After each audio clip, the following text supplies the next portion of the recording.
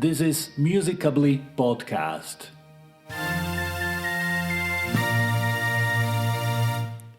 Hello and welcome back to Musicking for Wellbeing. I'm Paulo Becca and I'm glad you are here today. A few weeks ago I was watching a video on YouTube. The speaker was making an argument I have been hearing more and more lately. That choosing to step back from social life is not failure, that it might actually be wisdom. A hardwired response to a world that has become too noisy, too performative, too draining to sustain. The video has several 100,000 views. The comment section has over 3,400 replies. I want to read you a few of them because they matter to what I'm about to say.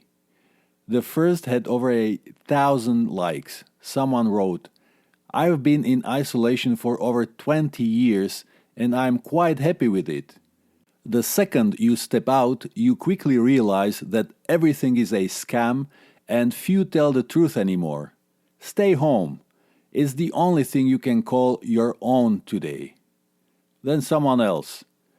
Better to be alone than in a bad company. Then, with over 500 likes.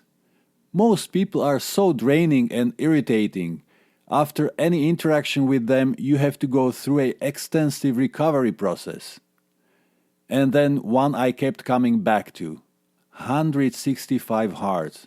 Someone wrote, "I found a group of isolationists.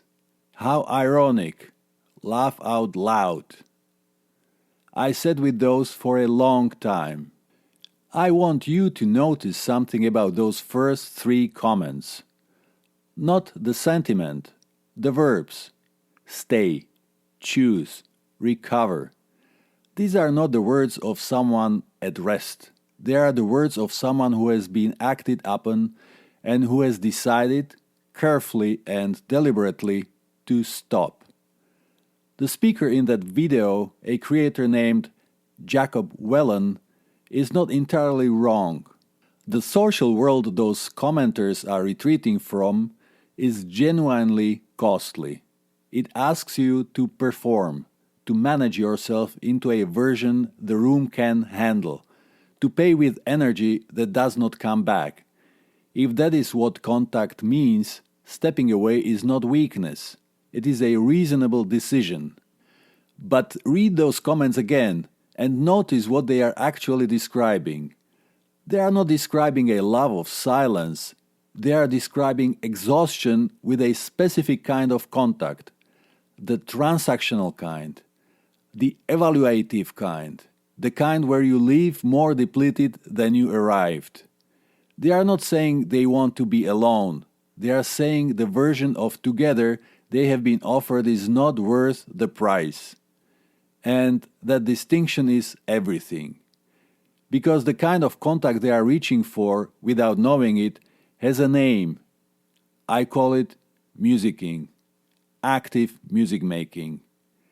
The doing rather than the receiving, not a playlist, not headphones on a subway. The thing that happens when you pick up an instrument or open your mouth or find yourself tapping a rhythm on a table without quite deciding to.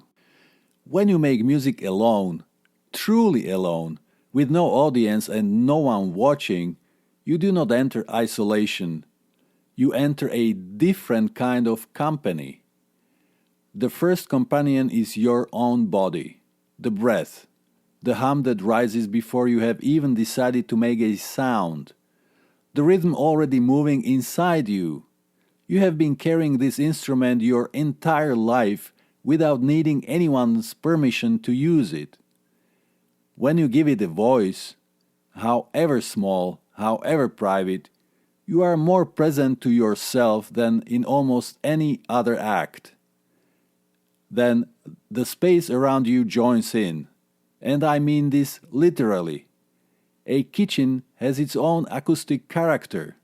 A bathroom gives you back a note that is slightly warmer, slightly longer than the one you offered it.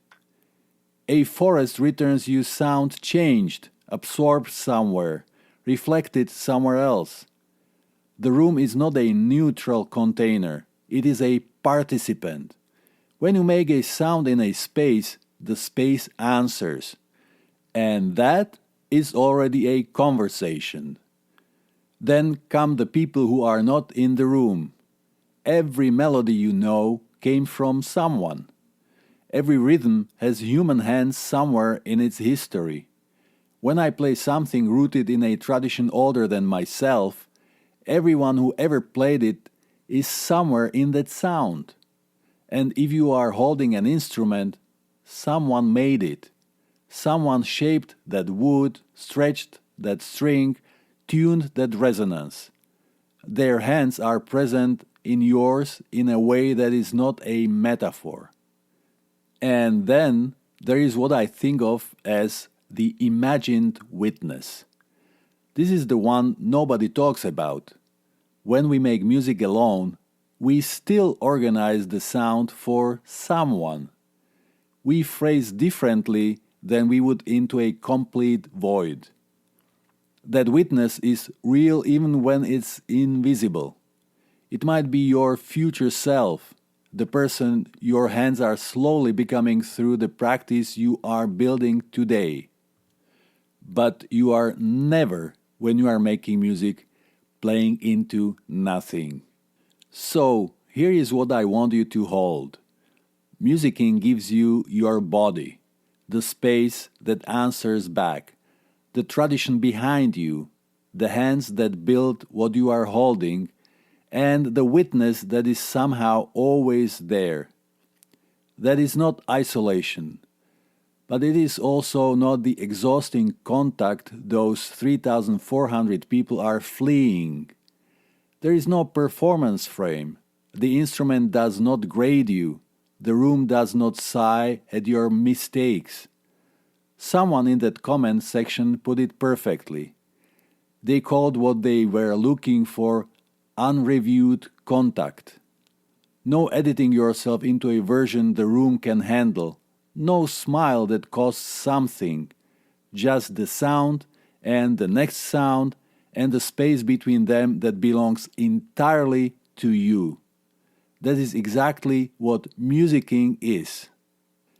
I want to come back to that comment one more time before I close. I found a group of isolationists. How ironic. Laugh out loud. The person who wrote that is laughing. But they are also in a group. They went looking for permission to be alone and found, at the bottom of a comment section about solitude, people who were not draining, not transactional, not asking them to perform. People who were, in that one moment, simply there, saying, "Me too." The 3,400 commenters are not failures at being alone. They are successes at being lonely. And those are not the same thing. What they found in that comment section is real. But it is also a fairly crude technology for what they were actually after. Witness without cost. Company without performance. Musicking is a finer technology for the same thing. It does not need a screen or an account or anyone's approval. It needs a body, which you already have, and a willingness to make a sound in the room you are already in. Most people who find their way to musicking start alone. Some need to spend a long time there, finding their own sound, learning what their body does when nobody is evaluating it. There is nothing to rush. But I want to say one more thing because I think it matters. Music was never designed to insulate. Its nature is resonance, and resonance, by definition, does not stay in one direction forever. What begins as sound in a room eventually wants to meet another room. That is not a prescription. It is simply what music does when you let it. The same "I found my people" that those 3,400 strangers found in a comment section is available through Musicking. It does not need a screen. Your kitchen already knows your voice. Music is a birthright, not a talent. You were issued a body. The body makes sound. It has been doing this your whole life. The only question is whether you let it do so on purpose. Thank you for listening. I'm Paulo Becca and this is Musicably Podcast. If this episode stirred something in you, I would love to hear about it. You can find me at musicably.com, where there is more writing, more thinking, and more on what musicking actually looks like in a real life. See you next time. Make some sound today.